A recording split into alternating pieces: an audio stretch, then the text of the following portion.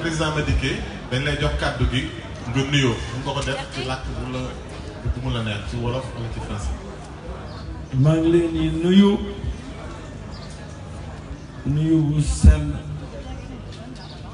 te di wax ni am na mbégte mu rëy ñëw fekk leen fii di Y'en a marre di def manque seen ndokkeel bu baax ndax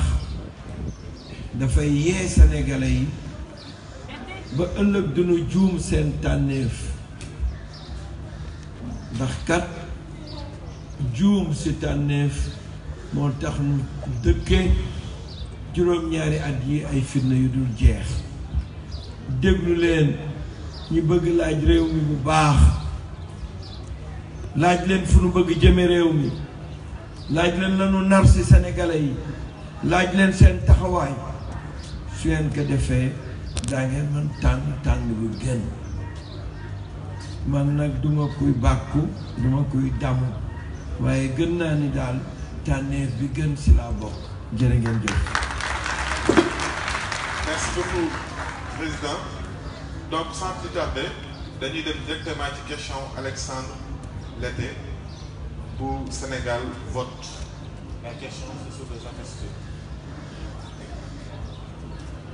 On rappelle ne Sénégal vote suñu partenaire la yoo xam ne dañu wër Sénégal yëpp bokkoon nañu ci ñu bëggoon débat bi am entre les candidats ñoom ci waajal dañu wër Sénégal gépp ko xam ne ñu dugg fa buñ fa duggee ñu dem jël soxla askan wi pour bu ko tey jébbal candidat yi. C'est bon? Merci le candidat Madické. Nous avons été au nord du Sénégal, à Saint-Louis, plus précisément. Et nous avons rencontré les populations qui ont fait énormément, qui nous ont donné énormément de questions. Mais la question qui revenait le plus souvent, c'était la question relative à la brèche. Vous êtes originaire de Saint-Louis. Concrètement, dans votre programme, que comptez-vous faire pour la brèche? Je vous remercie. Merci Alexandre. Alaaji Thiam. Alaaji Thiam ou Alaaji Niam jógee fële Kaffrine ca Boulel mu ngi jógee ci ginnaawu Kaffrine dëkk bu ñuy wax Boulel.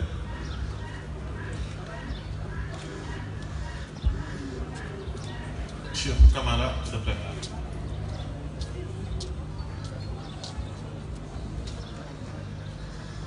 Donc Ndissa Moussa se prépare. auzu billaahi mina shaytaani rajiim mbokk yi asalaamaaleykum wa rahmatullah ñu ngi nuyu di siyaar di leen baal wax di leen baal ak ñaan bu yàlla ko ñu jëkkal sant yàlla bu baax ci occasion bi nga xamante ne am nañ ko tey mën a jàllale li nga xam ne moom moo suñu gis-gis ci réew mi di wax ne ñu leen di remercier yéen ñi nga xam ne yéen a organisé di occasion la ñu bëggoon nañ ko yàggoon nañ ko bëgg mënuñu ko am dinaa ñaari tomb rek mottali ko benn question mooy ne ñun wàllu mbay mi ñu dund feebar na am na crise ci jiw bi ba ca njaay ma détail bi xaju fi parce que li ngeen may ci temps bi moo bëriwul ci jiw bi ba ca njaay ma ci jiw bi ba ca njaay ma am na problème tom boobu bu jeexee ñun ñu ngi bàyyi xel ëllëg fa ñu teg seen bët suñu bët tey fa mu nekkoon démb bokkatul baykat yi démb ak baykat tey bokkatuñu ñu lay wax yow président fa ñuy xool suñu bët tey ak fa mu nekkoon démb bokkul benn démb dañ doon bay dundee mu jeex ñu bayaat dundee léegi dépassé nañ loolu li bëgg léegi mooy développer mbay mi ba ñu fexe ba su fekkee ne yow sa programme agricole mu am ay usines yu ñuy transformer li ñuy béy ñu di ko consommer ci réew mi béykat yi gis seen bopp bëgg nañ ay terrasse comme ñëpp bëgg nañ ay oto comme ñëpp bëgg nañ boo ko defee benn béykat ñaari béykat ñu kan bañ ñu mu am oto comme ñëpp wax ji du gudd parce que comme détail bi temps dafa xat ñu lay bàyyi xel loolu nga wax loolu xam. jërëjëf Ndissa Moussa.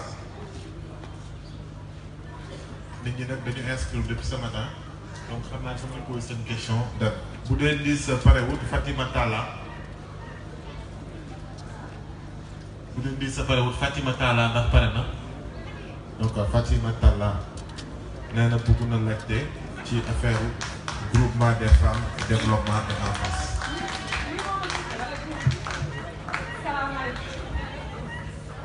président maa ngi lay nuyu man dama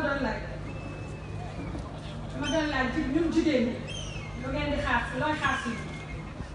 parce que man damay jiite réseau bu tudd Fatal ànd liggéey dëkk Guédiawaye si banlieue di yëngu ci développement ak si environnement dama gis ne yéen politiciens ñun ñooy mobiliser ci meeting yi xew-xew bu am ñun ñooy mobiliser te léegi balaa ñu ñëw ba pare di yëngu ci développement ñun mais bu campagne commencé par exemple élection yi bu jubsee dañuy dig ay financement ñu bind suñuy projet teg waaye bu kii bi egsee bu ñuy financé ci 100 yi 5% la ñuy financé te 5% yooyu seen militant lay nekk te ñëpp dañ ñoo jox ndax loolu laa doon xaar ci li ngeen di xaar si ñun loolu rek laa bëggoon laa gis leen de waa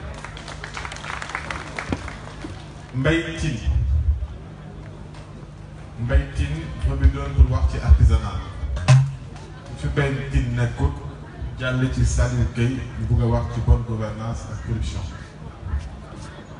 Mbaye Tine Saliou Mbaye Tine mi ngi fi Mbaye Tine donc Saliou Gueye.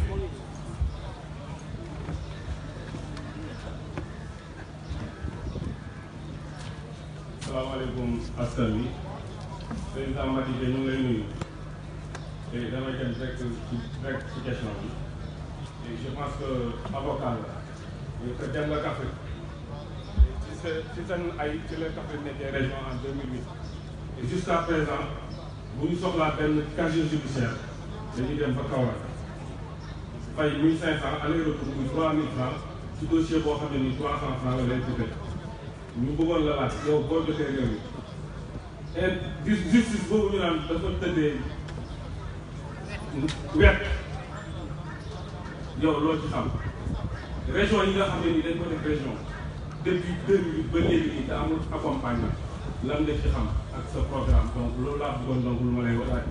wax ci tuuti ci agriculture bi yoonu Nganda bi yoon la boo xam ne nii depuis des années nekk nga au pouvoir ba léegi mënul ñuul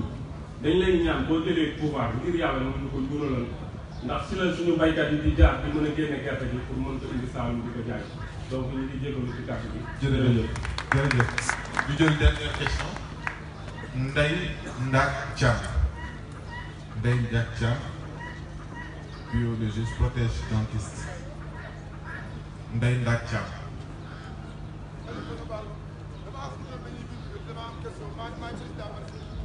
waaw da ngay dem si ginnaaw fële nga bindu si ma tànn nekk Ndeye Ndak Thiam bu fi nekkul Ndeye Ndak Thiam bu fi nekk ñu jël Mami Dieng Lo damay bëgg mu am góor ak jigéen Mami Dieng Lo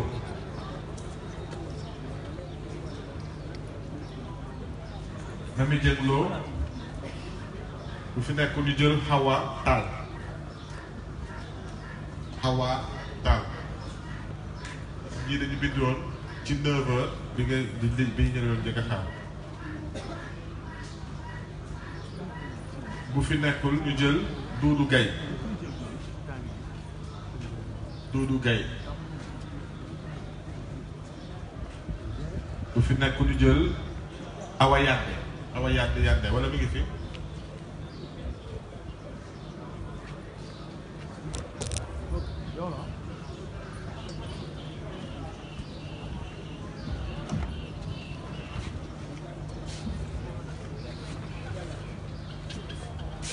salaamaaleykum waaw monsieur ñu ngi leen di sant bon man dama bëggoon laaj ci affaire institution parce que damaa gis ne fii politiciens yu bëri dañoo bokk ci ay confréries yi nekk murit wala tijaan xaalis wala laaj waaye dañoo seetlu ne loolu léegi dafa indi benn problème benn barrage si suñu kii parce que boo bëggee tey nga yor askan il faut nga dem ba ci sëriñ bi laaj ko boo bëggee tey alors que politique ak religion bokkul maa bëggoon nga xam bis bu ñu rafetee nga xam nan ngay def ba séparer politique ak religion. Ousseynou Sarr, dernière question ci première kii bi Ousseynou Sarr, architecte.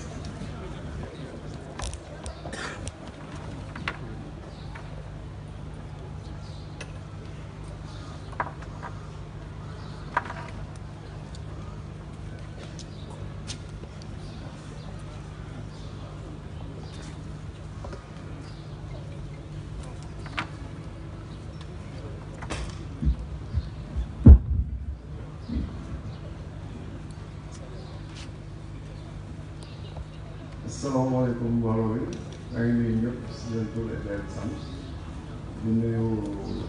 Monsieur le Président Madické. Donc, je suis architecte et membre du Conseil de l'Ordre des architectes. Donc, je voudrais interpeller le président Siam, c'est que les architectes sont toujours les premières victimes des présidents sénégalais. À chaque fois qu'un président arrive, il passe son temps à violer les lois et règlements du pays. Et tout le travail se donne à l'extérieur. On a vu l'exemple de Maître Wade. Il y a eu beaucoup de violations. Sous le magistère du président Macky Sall, il y a encore des violations. Et puis, nous assistons à une forme de copier-coller, comme le style de l'ARENA. Nous n'avons pas besoin de ça. Le Sénégal a formé ses fils pour qu'ils puissent concevoir et superviser les projets. Nous l'avons fait durant plusieurs années. Et nous sommes capables de compétir avec l'extérieur. Si par demeurant, les présidents sénégalais ne peuvent pas donner le travail aux Sénégalais, qu'ils passent des concours d'architecture. Nous sommes prêts à compétir avec des Marocains, avec des Chinois, des Français, des Italiens. S'ils refusent de nous donner le travail, nous sommes prêts à cela. Je vous remercie. Merci beaucoup. Donc, on donne la parole au président Madické. Mu tontu d'abord ci première lot de questions. maa ngi leen di sant di leen gërëm di leen sant li mu wax première question bi c'est sur la brèche. La brèche, elle nécessite des études techniques minutieuses. Aujourd'hui, on peut se permettre de retenir que la seule façon de faire de sorte que la brèche ne crée plus des dommages aussi importants, il faut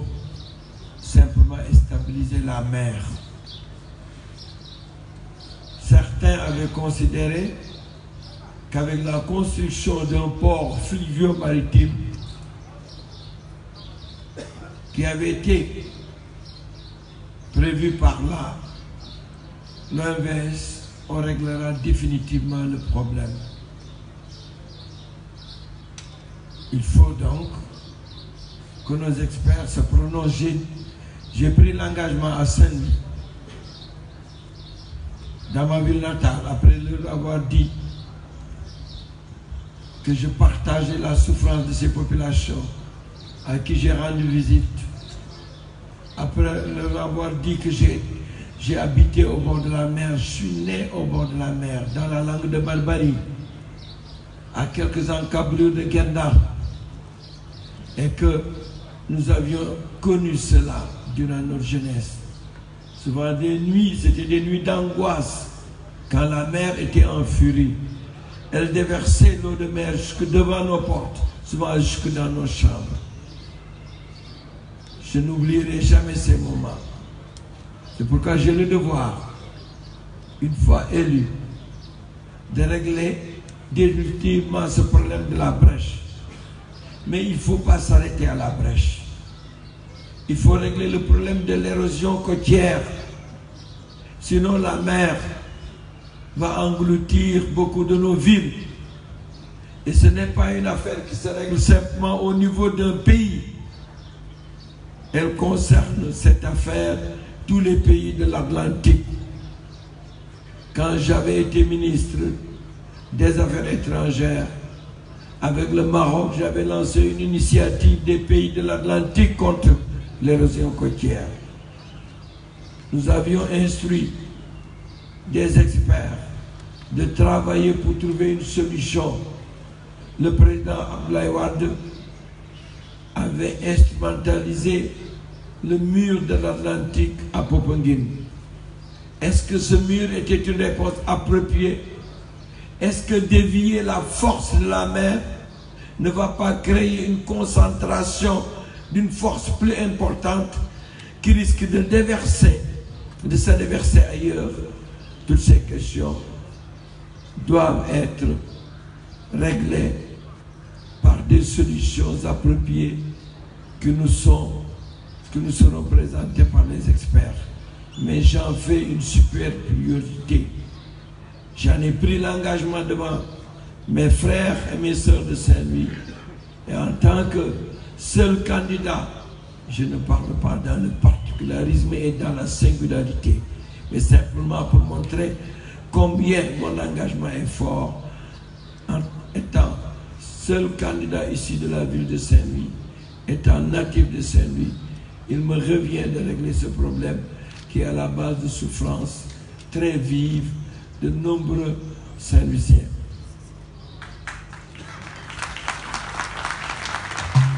li mu wax ci mbay mi dafa mal ne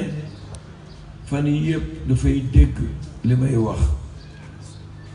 D'abord dafa am ay questions yu simple yoo xam ni gouvernement bi daf ci échoué. Mbay mi mënoon na gën am solo su fekkoon ni lépp lu baykat bi di jot dana ko teel jot ak dana ko jot jotin mu rafet. mën naa leen annoncé fii ni baykat yu bëri seen engrais as tuut lañ see jot li def dañ koy jaayaat ndax day fekk jamono joo xam duñu yor dara wala ñi nga xam ni ay agent d'affaires lanoo jox projet yi ñu dem jëndaat ko si ñoom jaayaat ko plus cher. moo tax sunu rendement yi du mel nañ ko bëggee. ñaareel bi tracteurs yi nan la noo def ba mu toog ci Sénégal ñu bëgg ko jëriñoo te kenn bañ koy jaay.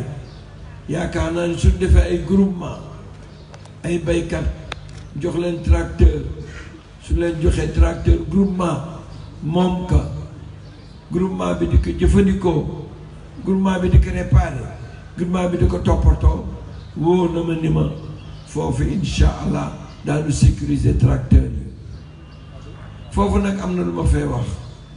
mooy régime actuel bi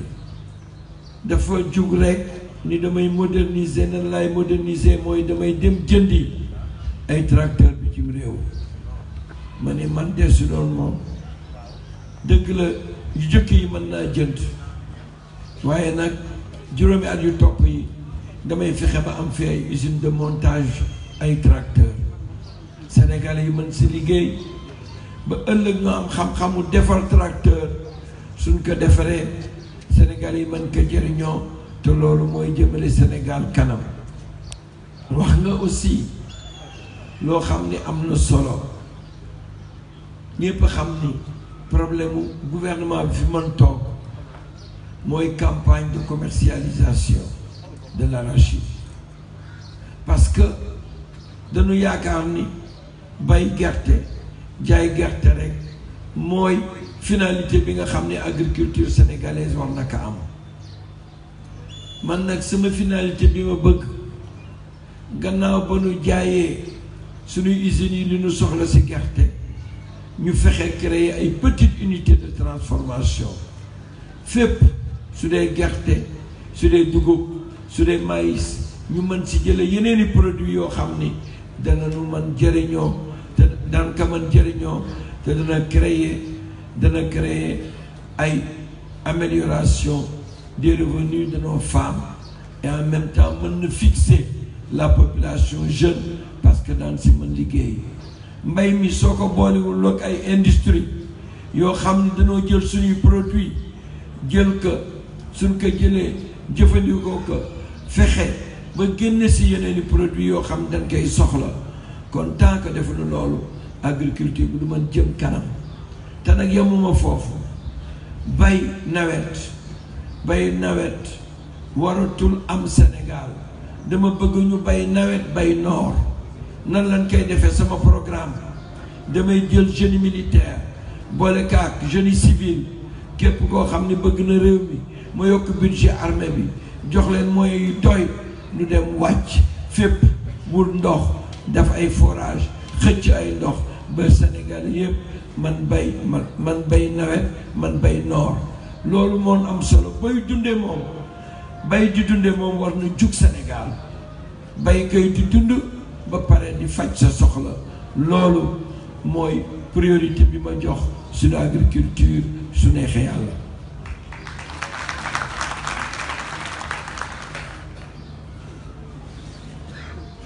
gi Fatima Fall su ma jumul taal daf ma posé benn question wax ma ni ma lan la jigéen ñi représenté ci sama programme man bind naa siiwal ko wax ni jigéen ñi ndaw ñi ak jigéen ñi ñooy le fer de lance bi nga xam ni si ñoom laa bëgg sukkandiku pour développer le Sénégal. nan laa koy def ndaw ñi dama leen jàngal métier jot na ñëpp xam ni sa àddina bi ku fi bëgg jariñu ku fi bëgg su faj sa soxla il faut nga am métier. Sénégalais bi nekk war nañ ko dimbali mu am métier waaye bul yam rek si dimbali ko mu am métier fexeel ba nga xam ni métier boobu moom dana si mën jëfandikoo métier boobu dana si mën liggéey. loolu lu am solo la jigéen ñi dama contre microcrédit dimbali na leen rek ba ngeen man faj seen tuuti soxla waaye war na leen yóbbu si ay formation war leen jox ay financement yoo xam ni financement yu takku la financement yooyu man ngeen man def activité yu am solo lancé wu ma leen des fleurs mais jigéenu Sénégal dañu am jom te dañu ñeme sonn kon il faut ngeen jàppale leen déjà si produits pétroliers yi suñuy ressources danaa jël fonds yu am solo affecté ko aux jeunes affecté ko aux femmes waaye bala noo yàgg foofu parce que 2021 la ñu wax wala 2020 ma wax leen nag contrat pétrolier yi dama leen di renégocier. il faut me renégocier leen seet lan moo si nekk bu day audit ñu xoolal lu contrat yi ñu seen xam-xam màcc si loolu seet ba Sénégal gis ci seen bopp dama koy renégocier léegi fonds yooyu avant ñu àgg sa ba leen jàpp ni maa jëkk wax ni damay supprimer conseil économique social et environnemental maa jëkk wax ni damay supprimer le haut conseil des collectivités territoriales maa jëkk wax ni damay supprimer la commission nationale du dialogue des territoires lépp loo xam ni lu ko tax jóg mooy di neexal ay nit wala di jëmale kanam sa politique loolu dama ko fee jëlee assemblée nationale doy na sëkk mën na def liggéey boobu xaalis boobu nu dajale woon di ko fay institution yooyu nga xam ni nekkuñ fi lu dul pour neexal seen partisan clientélisme politique xaalis boobu lay jël séddale ko ndaw ñeeg jigéen ñi seen projet pour jëmale kanam Sénégal.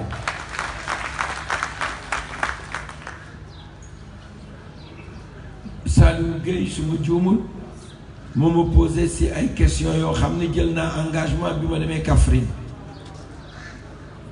man benn justice de proximité laay wax kon jaaduwul nit soxla casier judiciaire du jóge dem ba Kaolack pour lijjanti ko il faut ñu fexe fu nu nekk justice am fa structure bu ko mën représenter tu xase ba am foofu joxe këyit dana yomb loolu nag il faut ñu moderniser justice bi xam nga justice bi ni moo doxee mooy ay registre la noo dem di seet pour man joxe ay casier judiciaire lépp dañ ko war informatiser foo war ma nekk Sénégal sax war nga jug fii dem si justice su Dakar yaa ngi dëkk Kaolack nga joxe say këyit lu war la man jox casier judiciaire mais am na ñoo xam ni dañoo am concours dëkk Dakar bala noo fi nga nekk war nga mën faj sa soxla kon loolu minimum la te justice moo war moderniser wu te jël naa engagement boobu ni incha allah daanu fexe ba justice moderniser wu li nga wax si yoonu Kër Nganda jël naa si engagement parce que gouvernement bi jëloon na si engagement yu wóor jox leen ay date te réaliser wu lu tax man may mener la bataille des infrastructures la bataille des infrastructures da nga koy mener parce que loolu mooy porter la production mooy développer gox yi nga xam ni amuñu yoon moo tax du ma jël nag ay infrastructures yu mag na ay terre di ko favoriser ba pare nag raay bi di nelaw yoon amul piste de production amul leneen ak leneen ku jëloon 800 millions dundalal raay bi dundalal ay piste de production jàppaleel dëkk yu sori soo ko defee loolu Sénégalais yi daan si gis seen bopp.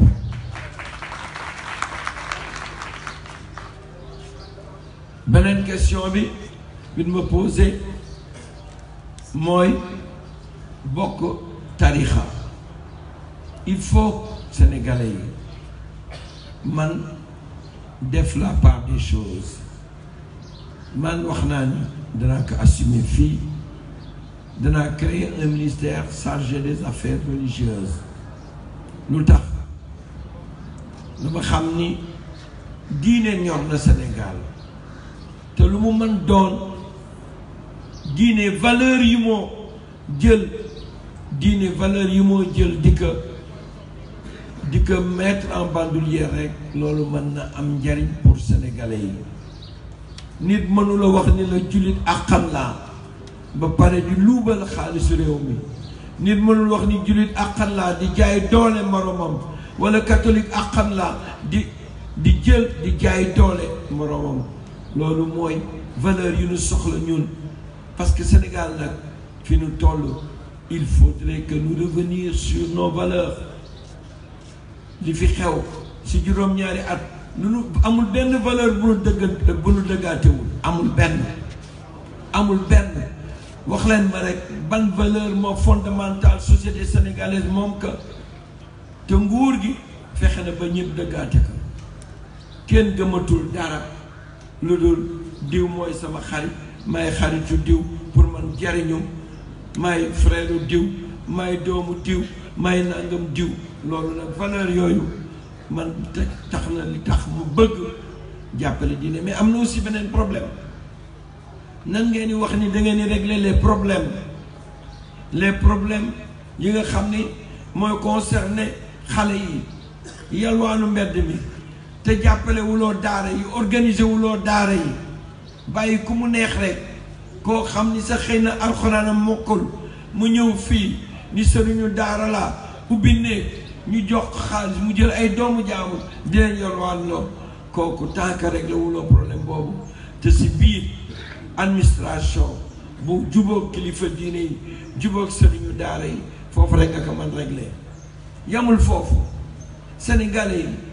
doo leen bàyyi rek ñu yaakaar ni jàng alxuraan jàng ak xam-xam loolu doy na si diine déedéet nit day am métier yonent yàlla Daawuda forgeron la woon te yonent la gën gi mbindeef yonent yàlla Muhammad sallallahu alayhi wa sallam dafa doon sàmmal Xadija kon il faut nit ki am métier si biir daara yi dama fa bëgg dugal jàng métier bokku jàng alxuraan jàng xam-xam am métier ëllëg nga mën liggéey jariñu loolu yëpp mais teewul nag état bi relation de politique politicienne entre état ak këru diine yi dafay deñ état day toog si wàllam mooy uuf ñëpp ku gëm ak ku gëmul uuf bépp sénégalais jox Sénégal bi nekk ca doon un état laïque waaye nag nga jàppale loo xam ni sénégalais yu bëri ñoom seen mbir la jàppale école catholique jàppale daara yi jàppale église yi jàppale jàkka yi jàppale yëpp ñu bëri te nag aussi am na loo xam ni am na solo Sénégal il faut pas que nit ñi am hostilité jëmale ko si diine rek Sénégal su fekkee ni sombrewul dans certaines situations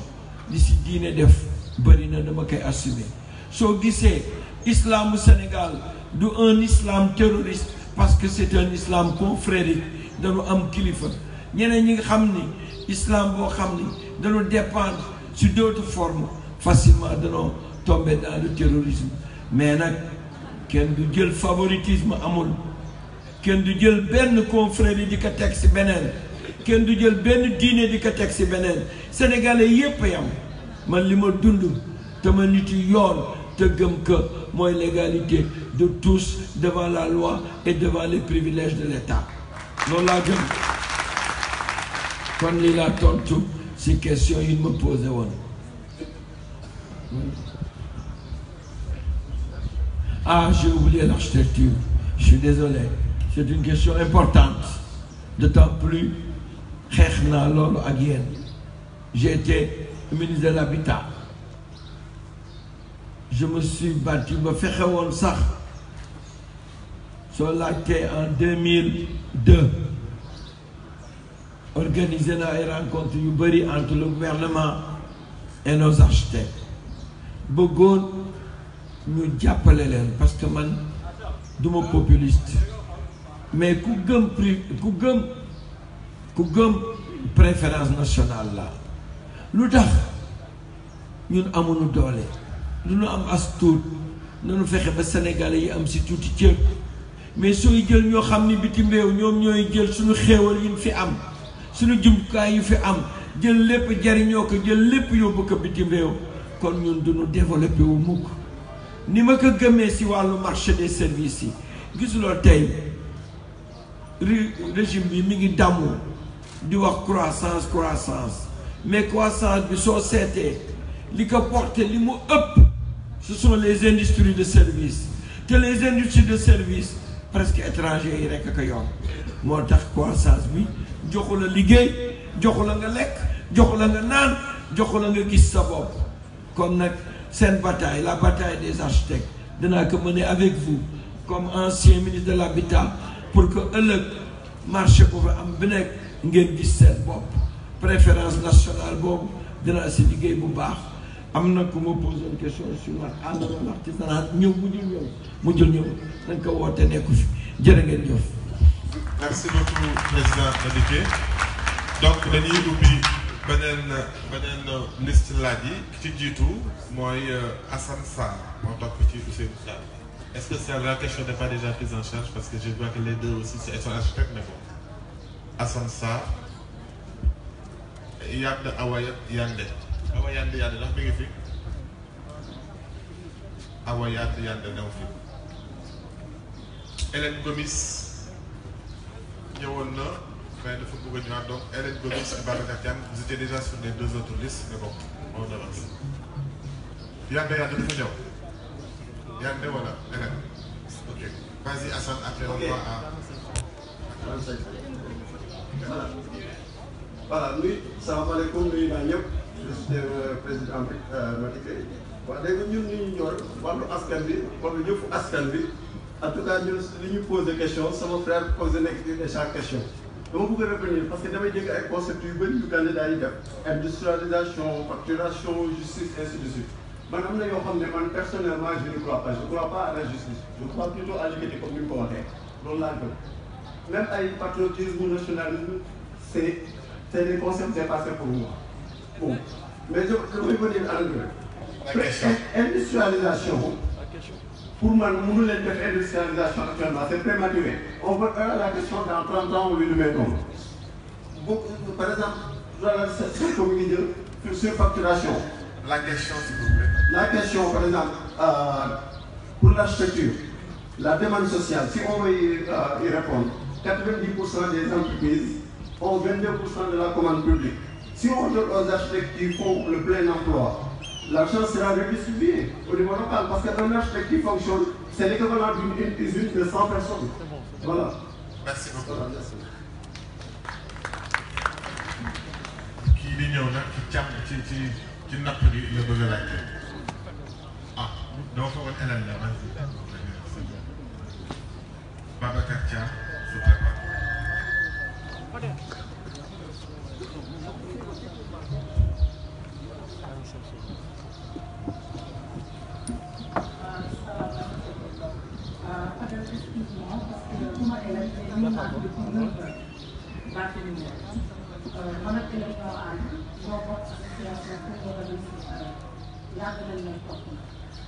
Question bi mu bëggoon a posé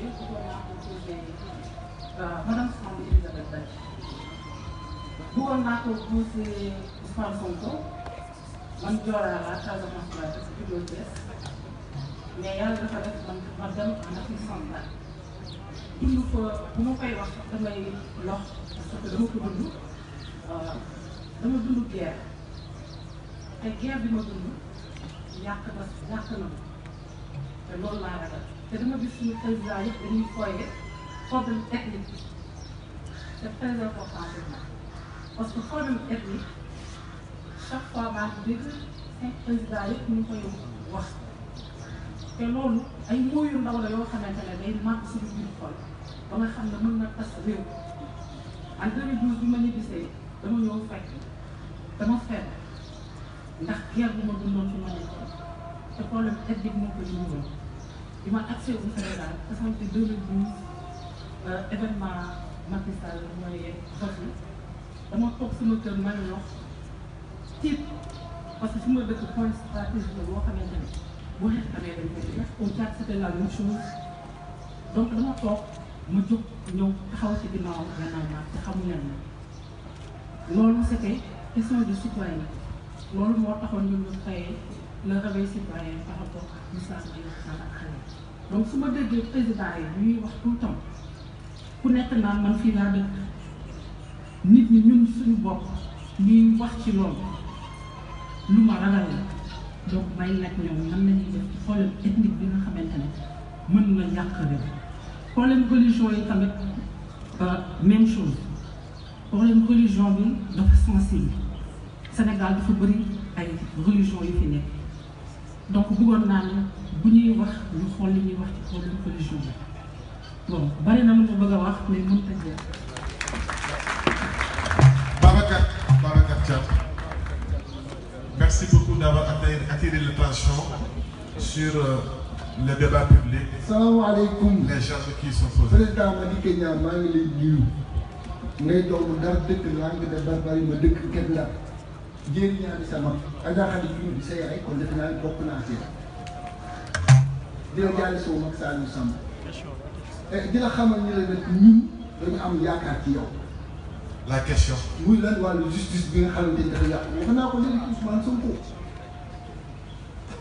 jeunes yi ñu ngi leen jàpp tëj leen ci kaso bi ak yow nga gis président tribunal boo xam dafa am courtier di encaissé xaalis loolu loo ci wax. nga jël jeunesse bi nga xamante ne xëy ñu compté dëgg la sax am na ci ay kii yu am solo waaye nag dafa nekk loo xamante ni foofu ñu waxal ko ndaw yi waxal ko jigéen ñi handicapé yi ah loo ci xalaat nga jàppale leen parce que fi mu toll nii réew mi moom kenn xamatul foo jëm dafa mel ne paas bu toj te paas bu toj boo ko laajee moo dana la ko wax doo am foo taxaw kon waxu géej gi wax nga ci dend Langue de Barbarie nga dëkk xam nga foofu sañ suuf ma dëkk Guet Ndar direct ci Assane Thiam ak Doudou Thiam ngeen nekkoon woon c'est Côte d'Ivoire kon defe naa xamante ne ni maa ngi lay ñaanal nag ah yàlla na nga dugg pare. merci beaucoup ñu waxaat rek ne di fàttali nit ñi ne question la ñuy xaar Mor Kandji motion de au tribunal. mais dafa am ñu bindu ci liste yëpp man dama topp liste bi rek. donc parce que dafa am ñu bindu. woo nañ ko nañ ñëw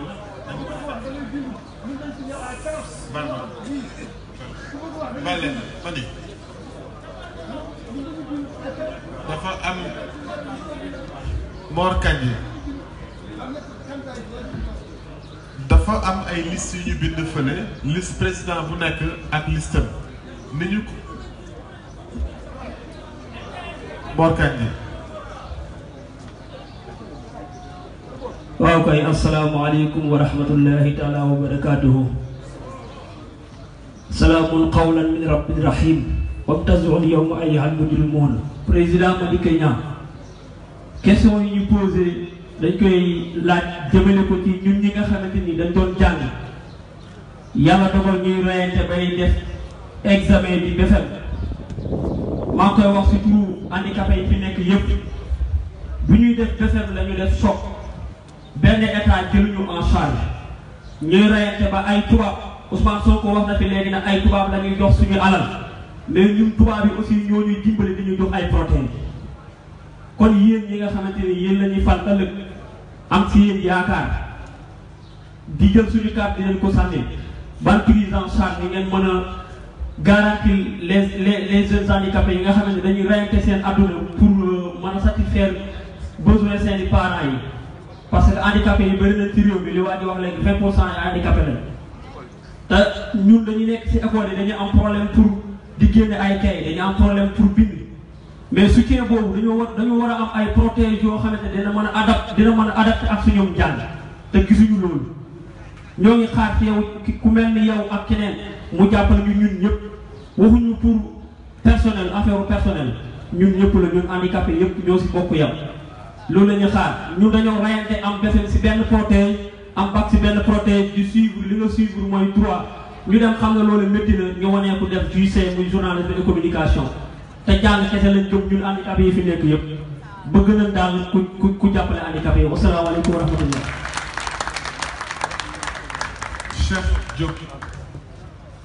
Cheikh Diop, valeur, engagement et engagement des politiques. Cheikh Diop.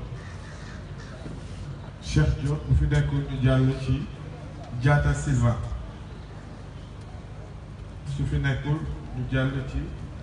Badou Camara. Diatta Sylvain Diatta est là. Sylvain Diatta, ci sécurité ne vous poser question.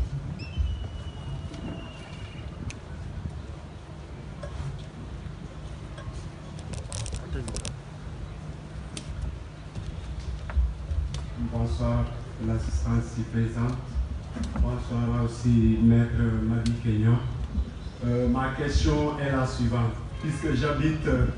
dans une localité frontalière avec la Guinée-Bissau, nous sommes souvent exposés à des situations de vol de bétail. Maintenant, c'est dans ce sens que je voulais poser cette question à M. Maître Madi Kenyan, à savoir si une fois élu président de la République, qu'est-ce que vous comptez faire pour renforcer la sécurité au niveau des axes frontaliers? Merci beaucoup. Merci beaucoup Sylvain. Badou Camara. Badou Camara, vous finissez écoute. Moussa Tandian. Moussa Tandian.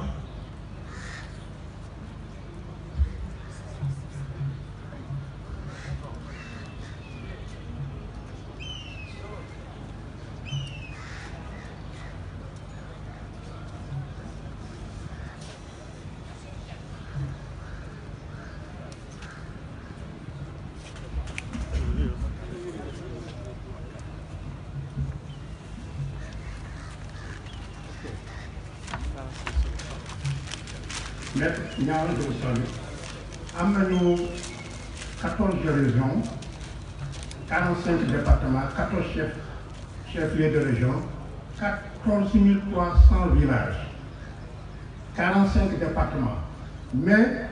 amuñu sax 1000 villages yoo xam ne am nañu électricité pourtant ñu ngi servir ñu ngi jaay courant Gambie ak Mali te il y a plus de 13 000 villages yoo xam ne amuñu courant. Pour affaire environnement léegi ñu ngi ay carapit ak njaganjaay yoo xam ne dañuy dafa am point de pollution bu rëy bu mu def te loolu day joxe ay effets secondaires population bi ay maladies da leen di joxe est-ce que mu leen fexe par exemple des pays asiatiques comme le Japon Caracas oto yi nekk si mbedd yi ak njaganjaay yi ak rapide yi ñoom soxla nañ ko ñu échange ngeen def ko si ay bateau yónnee leen ko ñoom ñu échangé ko par ay car ak ay minicar ñu dox ko Sénégal pour mu essayer wàññi population bi pour affaire napp bi man beneen côté laa ñëw parce que naar yi dañuy dugal des centaines de gëlëm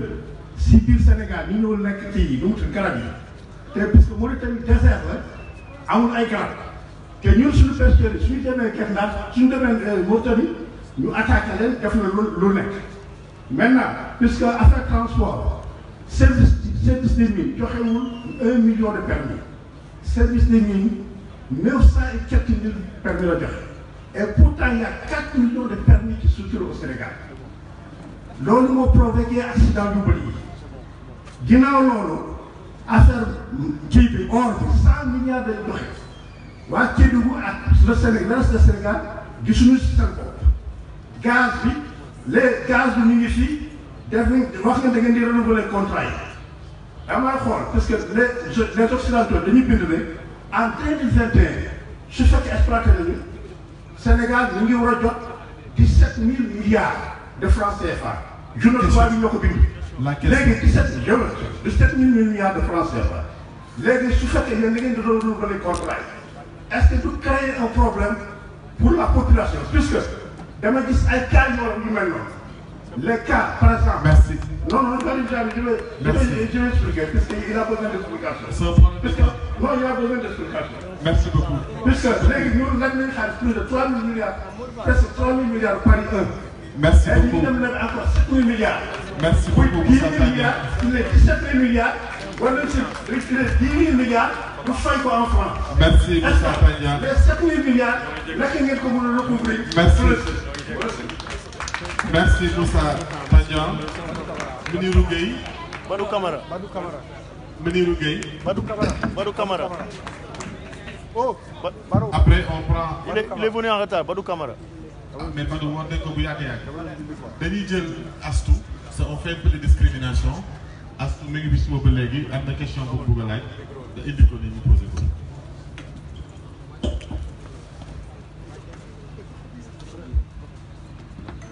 asalaamaaleykum yéen mbokk yi maa ngi leen di nuyu yéen ñëpp man damay laaj comme président yi fi bëgg a toog képp ku yàlla may ndam yàlla na la jiit ñun nag handicapé yi dañoo gisul suñu bopp daal président yi fiy jaar ndax ku fi toog dañ ñuy ramasse di ñu dóor di ñu def yenn affaire yoo xam ne day gaaw te suñu loxoy parents yi dafa jotul seen ginnaaw ñun yalwaan rek la ñu xam bu ñu gisoon ku ñu dimbale tamit dañuy bàyyi yalwaan ndax suñu sañoon dañuy mel comme suñu borom yi ñu mel toog seen kër yi dóor yi ñuy dóor nga géewuñu Mourou Macky Sall gi dañoo sonn trop dañuy jàpp di ñu dóor di ñu toroxal ko bàyyi xaj di dégg ba teg suba ngoon sonn nañ lool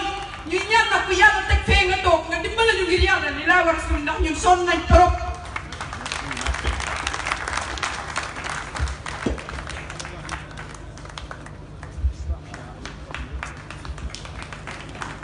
Non, Astou Massa Thiono, je pense que c'est un témoignage émouvant, lui handicapé d'IDEC, quand il est particulièrement policier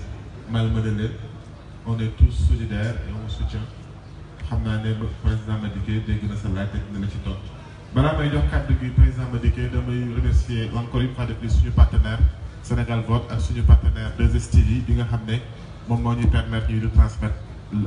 l'émission en direct.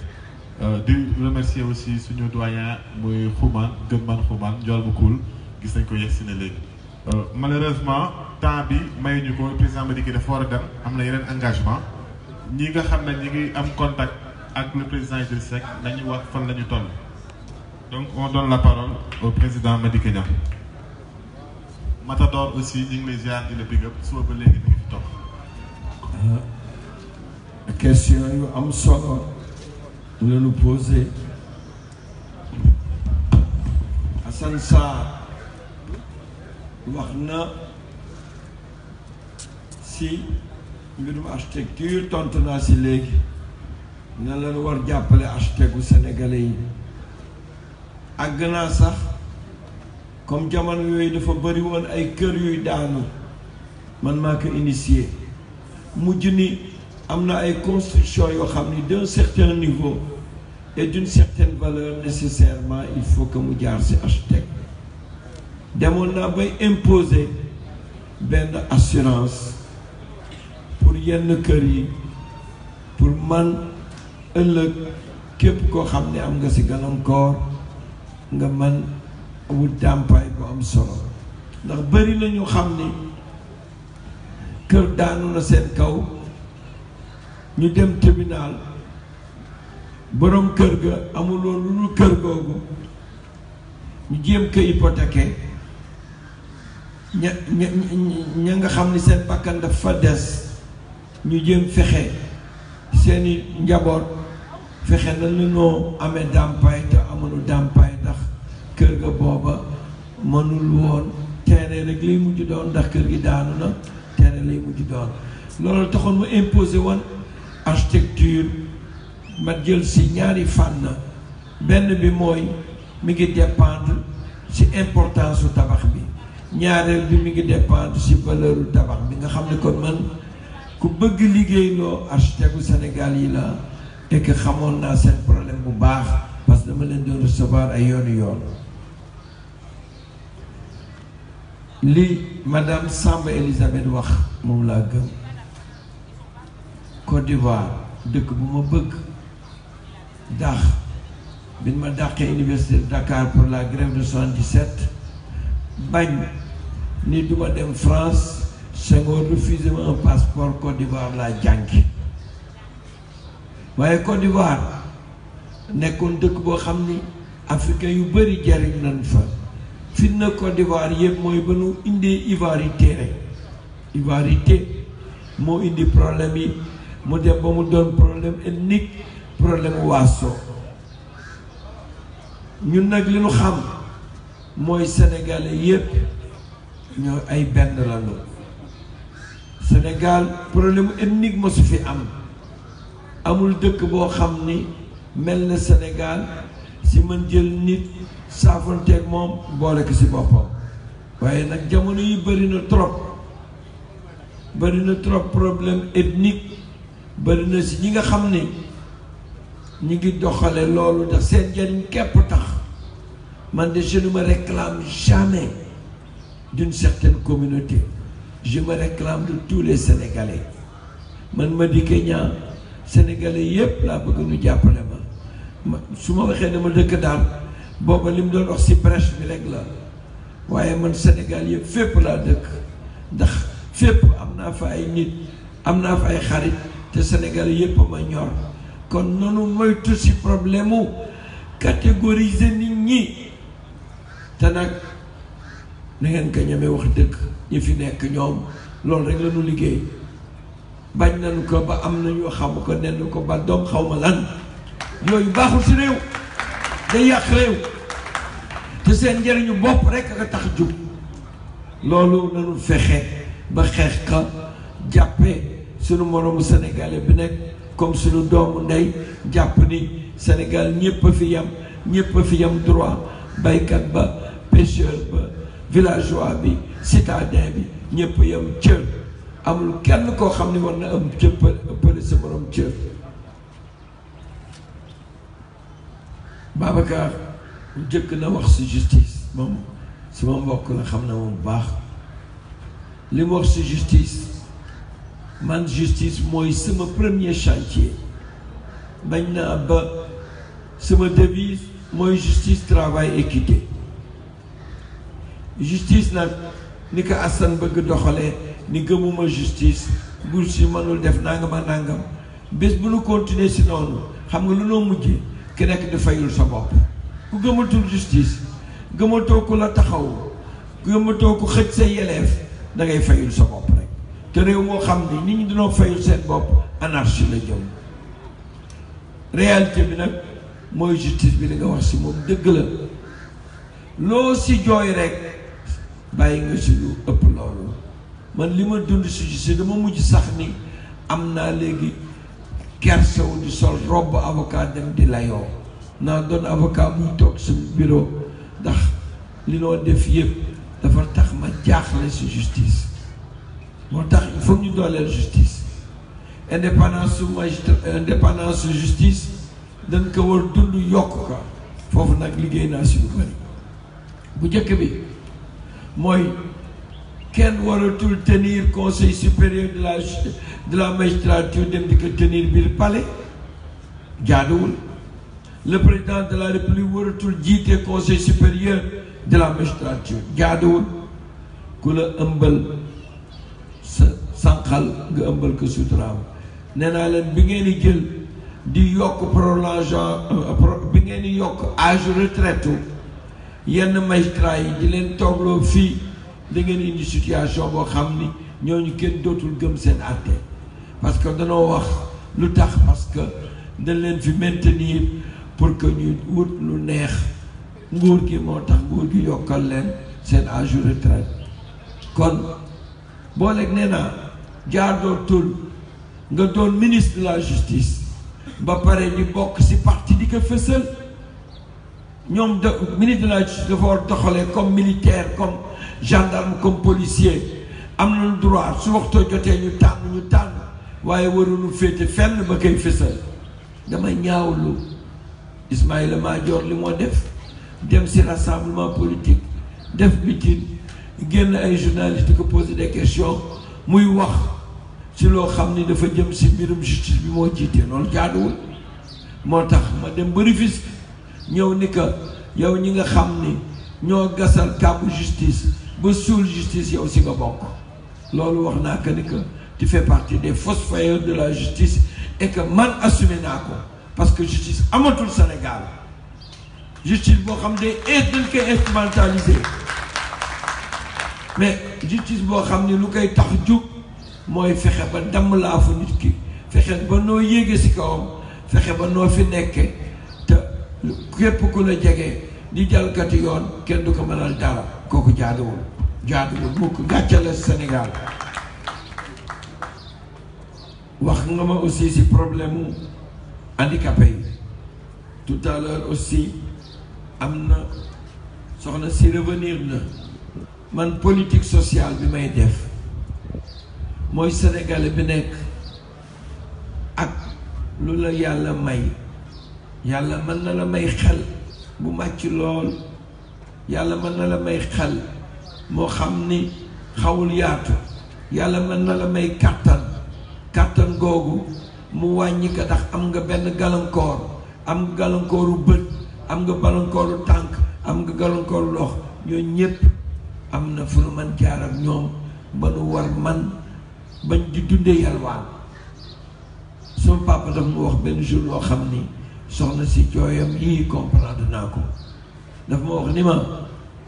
joxe metti na ndax alal dafa sax si xol waaye nag laaj moo gën metti téeméeri yoon si gor guy laaj tàllal loxo man bëgguma Sénégalais yi di tàllal loxo dama leen bëgg jàppale ba nu liggéey ki nekk ma jàngaloo la métier moo xam ni moo dëppoog li nga man soo ko defee ñu fexe ñoom ñëpp liggéey su dee handicapé yi nga fexe la mu mën liggéey mu liggéey ko am na ñoo xam ni am nañu handicap bu tànk waaye yàlla may na leen xel moo xam ni suñu bindee dara suñu defaree dara yow mi nga xam ni am nga sa cër yëpp mënuloo xaaju loolu nanu fexe ki nekk ak loo mën toll ak noo demee si xam-xam si jëf-jëf nga mën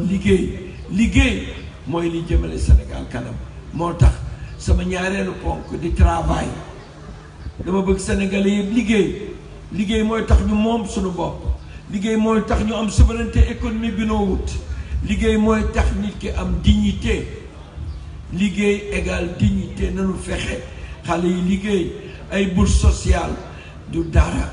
lu dul di la imposer ngay tàllal loxo te tàllal loxo dafa jafe Sénégal dafa jafe si góor te ñu ñëpp ay góor lañu côté boobu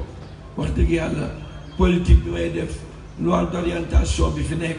décret d'application yi daan ko signé daanu fexe dans l'administration réservé il faut ñu def discrimination positive jëmale ko si ñi nga xam ne dañoo am ay gàllankoor seet la nu ma ne ñu liggéey fa parce que fexeel ba ñëpp liggéey su Sénégal yëpp ñëpp liggéey yalwaan bi dana wàññeeku te dana jëmale kanam Sénégal. ñu jëm si wàllu sécurité ñoom bi nga xam ni moom la Macky Sall gën insister mooy sécurité boo xam ni dafay jóg pour aar ka moom pour aar régime am su ngeen ko gisee lim leen jëndal yépp ay jumtukaay yoo xam ni day tas manifestation sànni nit ay grenade lacrymogène topp nit ñi di leen sotti ndox mu tàng jël ay liif yoo xam ni koo si dóor su nelawul su xamul dana fàtteel mu añoon démb ndax metti bi koy dal loolu yëpp pour wane ni sécurité man bi may insister mooy sécurité bi nga xam ni day jóg taxaw jàppale nit ñi aar leen aar nit ñi aar seen alal bëgg naa fu nu toll dëkk bu quartier bu mag bi nekk mu am lu mu bon poste de sécurité bëgg naa yokk la mobilité des forces de l'ordre pour fépp ñu mën fa dem bëgg naa aussi waa marine nationale ma yokk seeni moyens ba sunu nappkat yi dee si géej gi ñu mën am ay moyens yoo xam ni daanu mën lancer détresse ñu mën ñëw sunu nekkee si jafe-jafe ñu wallu leen loolu yépp programme bu rëy la bu ma bëgg jëmale ci sécurité bi man daal sécurité bi ma bëgg mooy sécurité buy taxawu askan wi di leen taxawu ñoom seen jëm di leen taxawu seen àllal mais bëgguma force de sécurité boo xam ni luy soxlaam mooy aar régime képp ku ni bokkuma si ànduma ak yow déet nga fexe ba noo ko noote loolu dafa war jug si Sénégal te option bi régime bi jël mooy force de sécurité boo xam ni daf koy aar moom si boppam dafay dëgëral taxawaayam. village électrifié yi li nga wax si électrification man defoon naa si lu bëri ndax ministre de l'énergie woon laa wax il faut dire que taux bi dafa tuuti woon trop waaye tey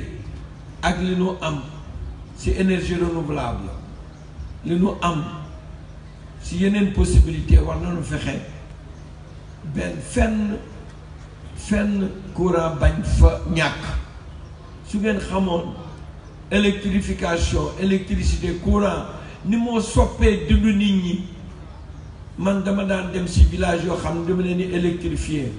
mais suñ leen électrifier premier jour ba ñooñ danoo mel ne dem nañu àjjana seen dund day changé moo tax électrification accès aux services sociaux de base priorité lay doon man si sama gouvernement lu ma man sénégalais foo toll fu nekk ndox ak courant ak faju bañ la jafe kooku lu ma man danaa jël ay fonds yoo xam ni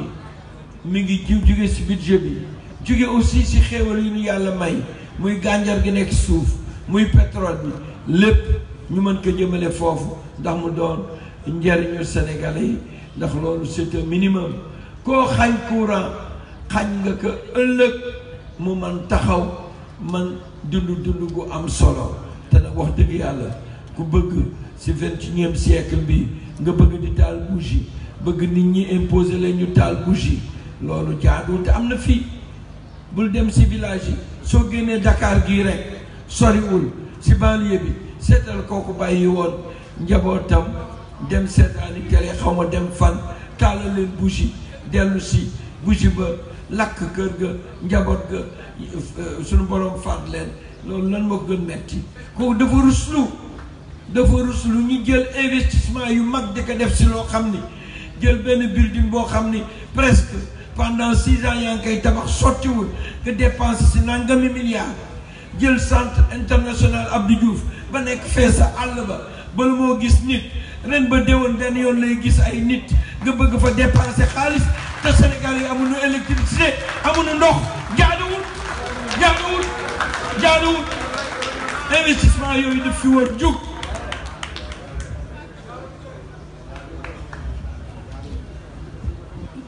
li may terminer defe naa ni question yëpp tontu naa te di wax dëgg yàlla su ma sañoon damay toog ak yéen lu yàgg waaye bërëb yu bëri ñu may nekk si suba laa waroon tàmbali moo tax ma jàppoon fi ñëw midi maa ngi leen di renouveler mes excuses li ma téye lu rëy la loo xam ni mënuma woon ka bàyyi ñëw ak si waxtu ma leen wax waaye nag du ñàkk jox cër li may def fonk naa lool li may def te ni ngeen ko fonke noonu laa ko fonke ndax bëgguma ëllëg Sénégalais yi juum si seen tànn riir gi bu mu leen yóbbu seet leen ki nga xam ni ëllëg dana yor réew mi yor gu rafet koo xam ni am na programme boo xam ni wala projet de société boo xam dana jëmale Sénégal kanam nanu jël marchand d'illusion yi nanu jël ñoo xam ni riir la ñu indi di wax danaa joxe nangami emploi nee nañu Macky Sall dafa waxoon damay def 500 000 emplois fu ma dem laaj sénégalais yi kan moo bokk 500 000 emplois yi est-ce que am na ku si bokk kenn àdduwul te ma lire si benn institution spécialisée mi ni 500 000 nouveaux pauvres existent au Sénégal kon Macky Sall deful 500 000 emplois 500 000 nouveaux pauvres la def man nag dama bëgg xeex pauvreté ba mu jóg Sénégal jërë ngeen jëf.